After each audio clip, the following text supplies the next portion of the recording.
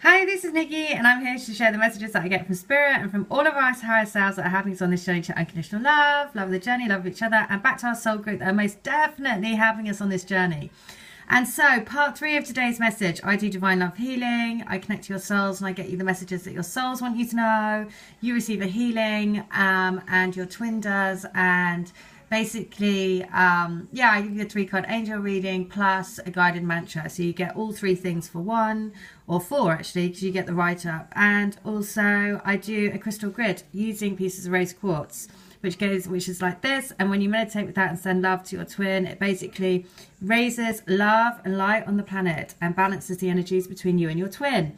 And so what's so brilliant about this is I just had to do this message because there's a couple of things, but the lady that I was just saying about, she was doing the dog and the husky, she said to me, did you see the monkey face in the piece of rose quartz that you held up? And I was like, well, I can't, but actually what I was seeing was I was seeing a lot of monkeys yesterday. So again, I was like, okay, well now I have to check out monkey symbolism. So the animal symbolism of monkeys, the monkey's tail is a big factor in symbolic monkey meaning as well. It can be as long as 3 feet, helps in balancing, swinging and hanging on trees. Tails represents tools of balance and control.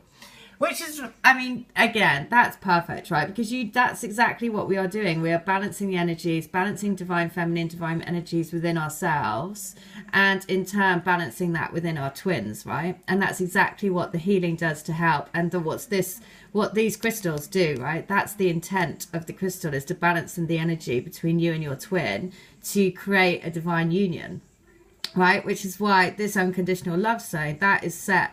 You know, that is the intent that I put for every single crystal that goes out, and they're going all over the world, which is why it's so great. Now, the other thing is that I just had to share, because the message this morning about the lady in the swimming pool with the duck in it, when I did her healing for her, I forgot to say this, but when I did her healing for her, her divine masculine gave me a thimble, and it was a silver thimble. And you know, it was quite, you know, obviously that's in the, you know, in the healing. So that's what I saw. And I was like, oh, that's weird. Why is he giving me obviously this is energetically, right? It's not in physical. But he gave me a silver thimble. And I said to her, this is what I saw. You know, basically he gave me a silver thimble. Now, about a month later, she sent to me, no way, I was in my daughter's room and I kicked something. And when I looked for it, it was a silver thimble. And I was like, no way, that's amazing how spirit works, right? Just amazing. Now, yesterday, I found a silver thimble in my room. And then I was like, then I received her letter about her email about the ducks and the duck in the swimming pool. So I almost knew this is the lady. She saw the duck in the swimming pool. And so I almost knew straight away that I was going to get an email from her, because I had found this, and this is what had shown up in her healing, which is why this journey is so amazing. The other thing is I just pulled us a crazy little love note, and what a surprise. Guess what it was? It was the goat, which just appeared in the Pretty Woman article as well. So the thing about the goat, we had this last week, but it's still saying, listen, hooray, success is here or just around the corner. You've worked hard and your efforts are paying off. Congratulate yourself and truly savor your fantastic victory. Just remember that success comes in cycles, so we can't be at the top of our game 24/7. We succeed, celebrate, rest, renew, and succeed again. Know where you are in this journey. You did it before and you'll do it again and again and again. So you know what? That again is a perfect message, because it goes in line with everything that we've just had, right? The husky symbology is all about enjoy the destination, and the monkey symbology is all about bringing everything into balance, right? And that's what we're doing on this journey. So now I'm going to tell you what the oak tree symbolizes. And the oak tree is at the heart of the crystal grid, which is why, again, this is so perfect. Look, the tree, you know, this is the crystal grid, a photo of it, and the forest lovers are at the heart of it, entwined together for eternity around the tree. So I'm just going to say that all about basically It says, is there an arboreal superstar of the Western world? As a matter of fact, yes. And it is the oak. All but synonymous with the Druids, the tree is sacred to such heavy mythological hitters as the well-known thunder gods Thor and Zeus, as well as the Celtic thunder god Tyrannus, the Slavic thunder god Perun, and the Baltic thunder god Perkons. Worshipped by many ancient people in modern times, the oak has been chosen as a national tree by a vast number of countries, including England, Ireland, Italy, Poland, Portugal, Romania, Wales, and as of 2004, the United States. Dodona, the oldest Greek oracle, originally sacred to the primordial mother goddess Gaia and later usurped by Zeus, relied on the sound of wind in oak trees to relay divine messages to the priestess and priests. Try this yourself by visiting an oak tree in a serene natural setting. Place your hands on the tree's trunk, relax, ground, and vitalize your energy by feeling that you are being drawn your energy from earth and down from the sky. As a form of offering, place your hands on the oak's trunk and feel the earth and sky energy coming together at your heart and then flowing out through your palms into the tree. Then sit or stand comfortably and bring your question or a challenge to mind. Relax deeply and cultivate inner stillness as you simply listen to the sound of the rustling leaves. Continue to do this until an answer presents itself to your consciousness.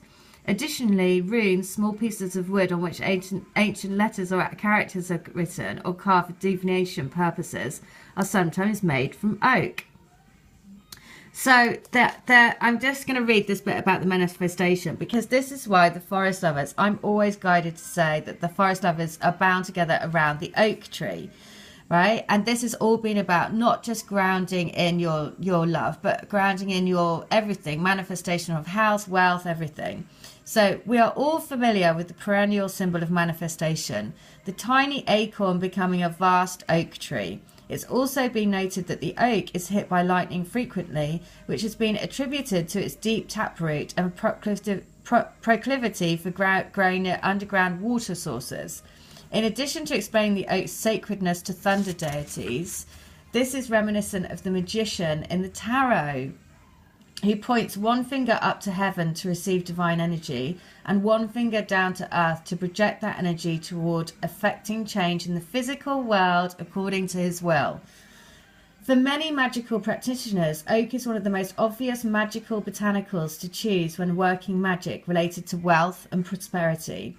Perhaps this partly because in earlier centuries, acorns were a very popular and nourishing food source, whilst survivalists still keep the acorn in mind for this purpose. Most of us are dissuaded by the hassle of cooking away the excessive tannins that make the nut incredible.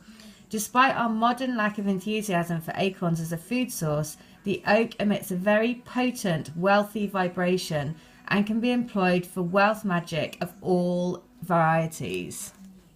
Now, the other great thing about this is that yesterday, a couple of days ago, it was all about victory, right? And being victorious. Now, it also has victory in here. So, oak leaves figure prominently in armed forces in both Germany and the United States. The highest ranking Viking ships were made of oak, and the tree has been popularly associated with war since ancient times. The Greeks associated the tree with Mars, the god of war, and as mentioned, authoritative thunder gods from many countries were associated with the tree, certainly considering all of oak's other magical uses and energetic properties. The fact that he helps one achieve victory should not be surprising. Oh my God, did you hear that? That it helps to achieve victory. Not only that, but it helps to achieve victory, it helps to achieve prosperity. It basically has the magical correspondence of earth, masculine, and sun, right? Yesterday's goddess card was about the final completion card, number 44, right? And it was the weaving the golden thread. That was all about basking in the sun and having the sun radiate out of your heart in a big golden ball, right? Everything that I've been saying about using the golden energies. So the fact that the crystal grid is all based around the oak tree is just amazing, which is why all of these things, the more we uncover on this journey, it is just unbelievable. It really is, because you know, who knew? I did not know. I was just guided to do all these things, and now I'm just finding out along the way, you know, the more symbology that's involved in everything. So, you know, everything that we're seeing, the fact that spirit can do things like this, you know, the fact that spirit can have, you know, inner healing coming through from her divine masculine, giving me a thimble. She then finds a thimble in her daughter's room a few weeks later.